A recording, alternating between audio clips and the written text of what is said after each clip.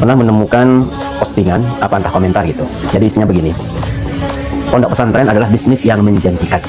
Dan mudah-mudahan yang menulis postingan, membuat postingan ini atau yang berkomentar ini menyaksikan video ini ya. Secara gampangnya begini, kalau memang pondok pesantren itu adalah bisnis yang menjanjikan, kenapa rata-rata orang itu nggak bikin pondok? Kalau memang pondok pesantren adalah bisnis yang menjanjikan, ya udah bangun aja pondok, bikin pondok, silahkan bikin pondok ya. Kalau memang bisnis yang menjanjikan. Tapi secara di realitanya adalah orang yang banyak uang justru nggak bikin pondok, malah bikin kos-kosan, gitu ya kan? Kenapa dia bikin kos-kosan, orang yang banyak uang? Kenapa nggak bikin pondok pesantren kalau memang dianggap sebagai bisnis yang menjanjikan? Jadi begini ya, saya kasih tahu.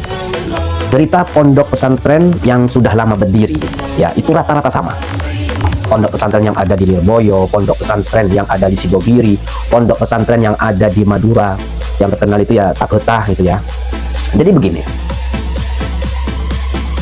Jadi di pondok-pondok lama itu bukan membuat pondok dulu baru nyebar brosur agar ada yang mendaftar ke situ, bukan.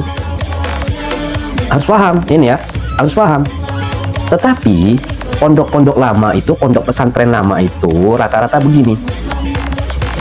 Ada seseorang yang menimba ilmu, kemudian orang itu terkenal alim, terkenal keilmuannya, intelektualnya, akhirnya ada murid mau ngaji gitu ya, ingin mengambil ilmunya itu. Kita katakan kiai lah, kiai yang alim itu. Jadi ada santri yang mau menimba, mau mengambil ilmu dari si kiai ini ya di situ dan ingin menetap di situ gitu.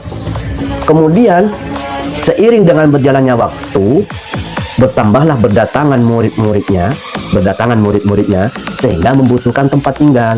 Kalau sudah membutuhkan tempat tinggal, otomatis si kiainya harus membuat kamar itu ya, membuat kamar, membuat fasilitas, gara-gara ada murid tadi yang ingin mengambil ilmu darinya gitu. Jadi bukan bangun pondok dulu baru nyari murid, bukan.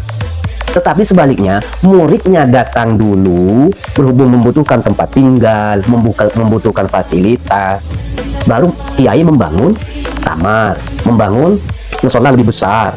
Begitu. Kalau bisnis nggak begitu pasti. Kalau bisnis membangun dulu, baru nyari orang. Contoh misalkan kos-kosan nih, kos-kosan kan orang punya kos-kosan berapa pintu, itu kan bisnis. Itu pasti ngebangun kos-kosan dulu, baru ditulis atau diiklankan tersedia kosan untuk muslim. Contoh gitu, contoh kecil ya. Kalau memang Anda itu mengatakan pondok pesantren adalah